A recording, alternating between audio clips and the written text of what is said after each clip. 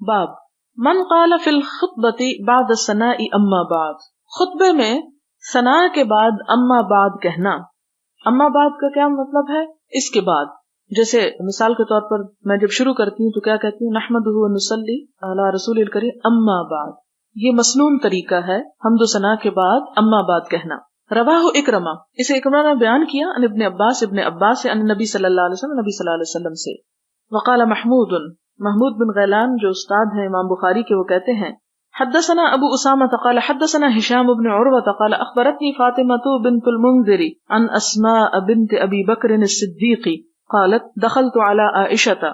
اسماء بنت ابی بکر کہتی ہیں کہ میں حضرت عائشہ کے پاس داخل ہوئی. یہ حدیث پہلے 2-4 دفعہ گزر چکی ہے. میں صرف عربک ریڈنگ کروں گی، جہاں نئے لفظ ہوں گے وہ بتاؤں. یہ وہی جہاں سورج گہن لگا تھا اس وقت جو نماز پڑھی گئی تھی. قالت دخلت على عائشة والناس يصلون قلت ما شأن الناس فأشارت برأسها إلى السماء فقلت آية فأشارت برأسها أي نعم. قالت فأطال رسول الله صلى الله عليه وسلم جدا، بہت لمبی نماز پڑھی. حتى تجلاني الغشي، یہاں تک کہ مجھے غشی آنے لگی. وإلى جنبي قربة فيها ماء، اور میرے پاس ہی پانی کی مشک پڑی ہوئی تھی. ففتحتها، تو نماز کی حالت میں نے اس کو کھول لیا. فجعلت أصب منها على رأسي، اور میں اس سے اپنے سر پہ ڈالنے لگی. فانصرف رسول اللہ صلی اللہ علیہ وسلم، آپ صلی اللہ علیہ وسلم نے سلام پھیرا. وقد تجلت الشمس، سورج صاف ہو چکا تھا. فخطب الناس وحمد اللہ بما هو اہلہ ثم قال اما بعد. قالت ولغت نسوۃ، یہ نیا لفظ لغت، شور و غل کرنا، بک بک کرنا، گپ شپ کرنا. عورتیں باتیں کر رہی تھی من الانصار، انصار کی. فانکفأت الیہن، تو میں ان کی طرف مڑی.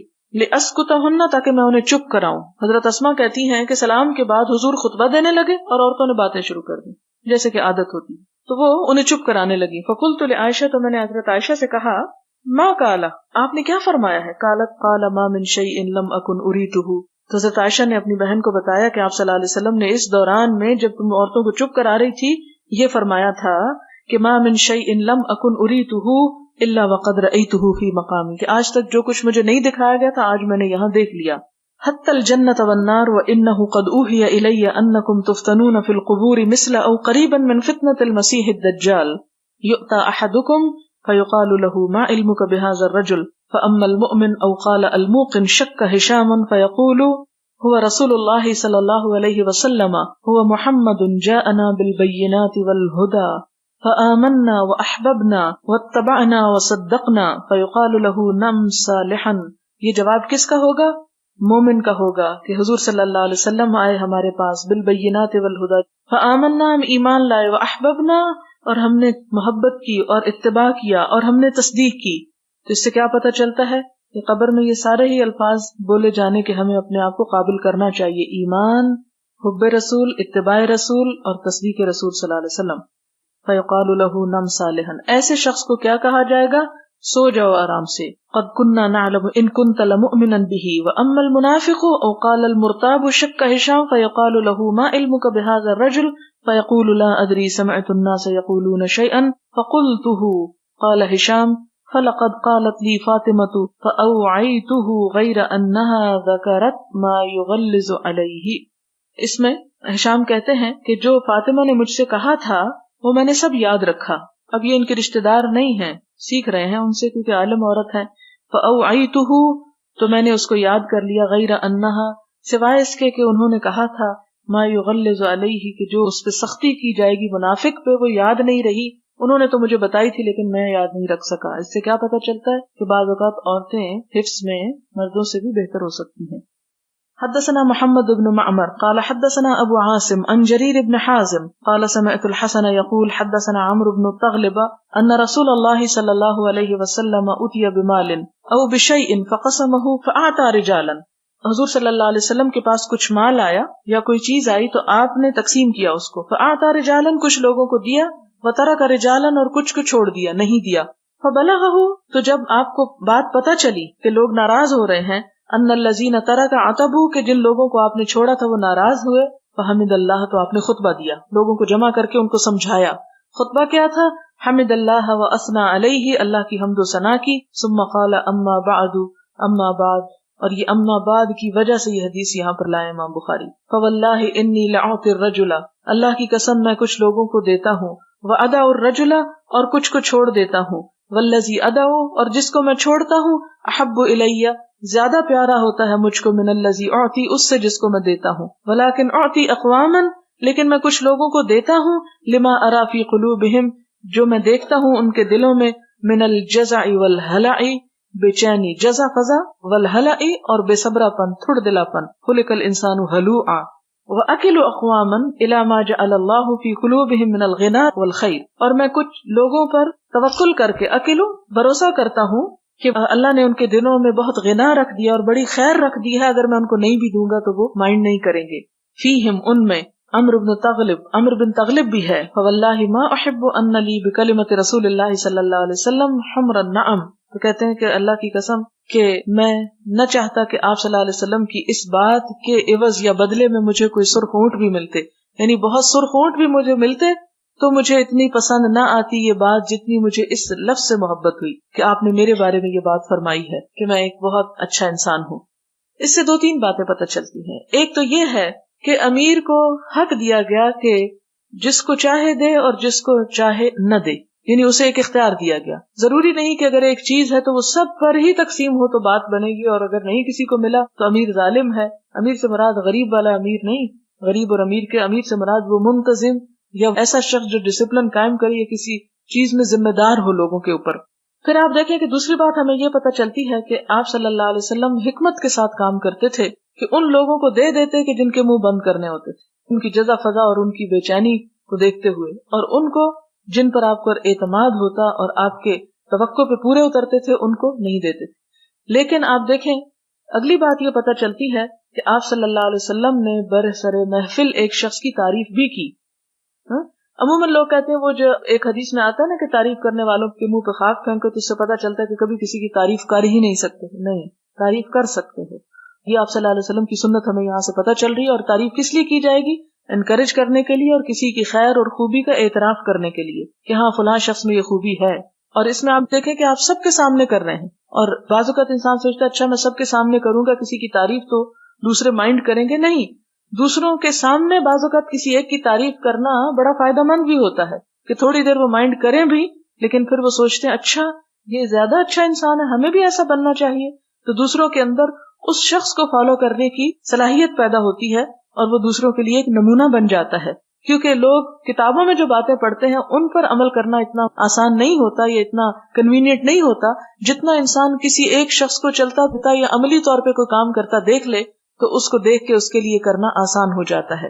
پھر اسی طرح آپ یہ بھی دیکھیں کہ آپ صلی اللہ علیہ وسلم نے کچھ لوگوں کو مال دے کے خوش کیا اور کچھ لوگوں کو تعریف کر کے خوش کیا. اور پھر یہ ہر ایک کے ظرف پر ہے کہ آپ کو کس کے ساتھ کیا معاملہ کرنا چاہیے.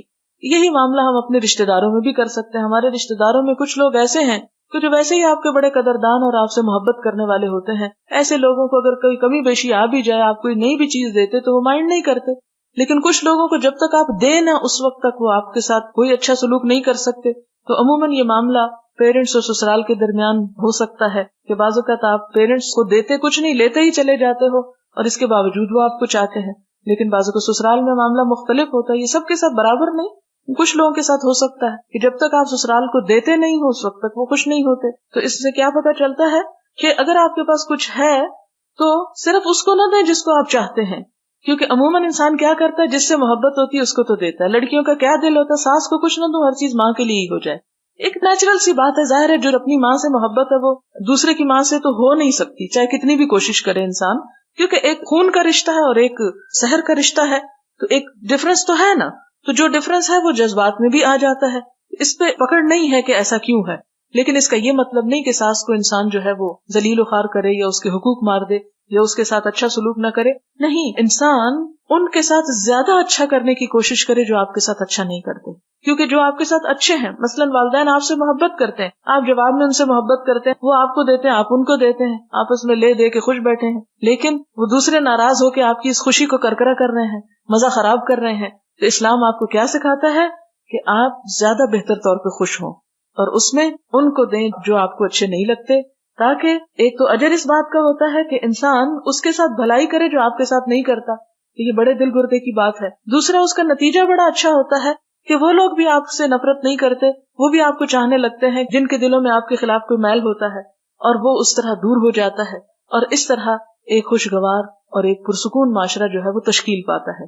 اس لیے خلاف نفس بازو کا جانے سے انسان کو زیادہ فائدہ ہوتا ہے، جبکہ دل کیا چاہتا ہے کہ جس کو انسان چاہتا ہے سب کچھ اسی کو دے ڈالے. تو یہ ایک حکمت کی بات ہے جو ہمیں یہاں سے پتہ چلتی ہے. اور پھر آپ دیکھیں کہ صحابہ کرام مال و دولت سے بڑھ کے کس کو چاہتے تھے؟ حضور صلی اللہ علیہ وسلم کی رضا کو، کہ آپ ہم سے خوش ہو جائیں، آپ ہم سے راضی ہو جائیں. اس سے بڑھ کے ہمیں اور کیا چاہیے؟ اگر سرخ اونٹ بھی ملے، قیمتی چیزیں بھی ملے تو بھی وہ حقیر ہے اس چیز کے مقابلے میں جو آپ صلی اللہ علیہ وسلم کی زبان سے ہمارے لیے کوئی پسندیدگی کا کلمہ نکل آئے. اور یہ کلمہ عمر بن تغلب کے لیے تو تھا ہی، لیکن جو عمر بن تغلب کی طرح بن جائے انشاءاللہ اس کے لیے بھی یہی کچھ ہے.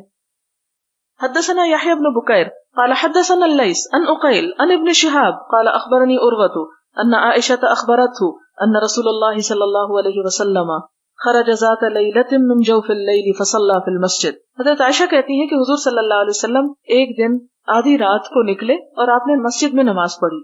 فصلى رجال بصلاة. یہ کون سی نماز ہے جو آدھی رات پڑھی جا رہی ہے؟ یعنی آدھی رات کے بعد وہ تہجد کی نماز مراد ہے کہ آپ نے یہ تہجد کی نماز جو تھی یہ کہاں جا کے پڑھی؟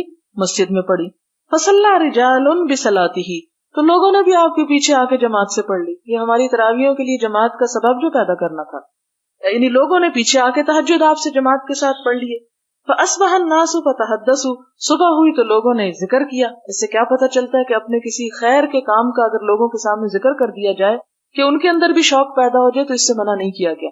لیکن اگر کوئی شخص ریاکاری کے لیے کر رہا ہے کہ میں نے آج تہجد پڑھے اور یہ ہوا اور وہ، تو اس سے کیا ہوگا؟ وہ اجر ضائع ہو جائے گا. لیکن اگر آپ کسی کے سامنے اس لیے ذکر کرتے ہیں کہ اس کو بھی دیکھ کے شوق آ جائے تو ایسے کرنے کی اجازت ہے. اب جن لوگوں نے حضور کے ساتھ تہجد پڑھے تھے وہ بڑے خوش ہوئے اور انہوں نے اپنی اس نیکی کو، دن کو کیا کیا؟ لوگوں کو بتایا.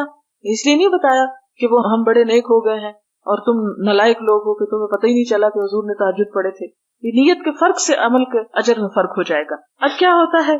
فاجتمع اکثر منہم فصلوا معه. اگلی رات جن کو پتہ چلتا وہ سارے بھی آ جاتے، وہ بھی آپ کے ساتھ نماز پڑھ لیتے. فاصبح الناس فتحدث. اب یہ لوگ پھر صبح اٹھ کے اوروں کو بتاتے ہیں اور باتیں کرتے ہیں. فکثر اہل المسجد من الليلة الثالثة. تیسری رات کو مسجد بھر جاتی ہے، بہت کثرت سے لوگ اس میں جمع ہو جاتے ہیں. فخرج رسول اللہ صلی اللہ علیہ وسلم فصلوا بصلاته. آپ نکلتے ہیں اور ان کو نماز پڑھاتے ہیں. فلما كانت الليلة الرابعة. جب چوتھی رات ہوئی، عجز المسجد عن اہلہ. مسجد عاجز آ گئی اپنے آنے والوں سے، یعنی جگہ ہی نہ رہی، اتنے زیادہ لوگ اکٹھے ہو گئے. تو آپ صلی اللہ علیہ وسلم نے کیا کیا؟ آپ آئے ہی نہیں. کیوں؟ آپ کو پتا تھا کہ اگر یہ اسی طرح سلسلہ جاری رہا تو کہیں یہ نماز فرض نہ ہو جائے. تو بہت سے لوگ یہ سوال کرتے ہیں، اچھا یہ جو آپ پورا مہینہ تراویح پڑھتے ہیں تو کیا حضور صلی اللہ علیہ وسلم سے ثابت ہے آپ نے پورا مہینہ پڑھی تھی؟ شاید وہ عذر یہ ڈھونڈنا چاہتے ہیں کہ اچھا اگر ہم بھی کبھی کبھی چھوڑ دیں تو ہماری بھی گنجائش نکلتی ہے. لیکن بات یہ ہے کہ سارا مہینہ تو آپ نے نہیں پڑھی. کیوں نہیں پڑھی؟ اس وجہ سے کہ کہیں لوگوں پہ فرض نہ ہو جائے. لیکن یہ کہہ کے منع بھی نہیں کیا کہ لوگوں پڑھنا مت، منع تو نہیں کیا. لوگوں کا شوق دیکھ کر آپ نے ان کو مشقت سے بچایا، لیکن ان کو منع نہیں کیا، ان پہ انکار نہیں کیا، ناپسند نہیں کیا. اسی وجہ سے حضرت عمر رضی اللہ تعالیٰ عنہ نے پھر باجماعت اہتمام کر دیا کہ اب وہ خطرہ نہیں رہا کہ لوگوں پہ فرض ہو جائے گی، کیونکہ وہی تو بند ہو گئی. اس لیے وہ بدعت نہیں ایجاد کی تھی حضرت عمر نے، بلکہ اس کی دلیل ملتی تھی سنت سے کہ آپ نے 3 راتیں پڑھائیں اور پھر اس لیے روک دیا کہ فرض نہ ہو. اگر ہم اب یہ کریں تو وہ خطرہ نہیں، اس لیے ہم یہ کام کر سکتے ہیں. لہٰذا آپ صلی اللہ علیہ وسلم کب نکلے؟ حتی خرج لصلاۃ الصبح. انتظار کرتے رہے لوگ، آپ بھی نہیں نکلے اور صبح کی نماز کے وقت آپ باہر آئے. فلما قضى الفجر. جب آپ نے فجر پڑھ لی، اقبل علی الناس. لوگوں کی طرف توجہ فرمائی. فتشہد. تشہد پڑھا. ثم قال. پھر کہا اما بعد فإنه لم يخف علی مکانکم. کہ لوگو مجھ پہ تمہاری حالت چھپی ہوئی نہیں تھی، مجھے پتا تھا تم لوگ ہو. لکنی خشیت. میں جان بوجھ کے نہیں آیا. کیوں؟ کیونکہ میں ڈر رہا تھا ان تفرض علیکم، کہ تم پہ یہ نماز فرض ہو جائے گی. فتعجزوا عنها. پھر تم اس کو پورا کرنے سے عاجز آ جائے.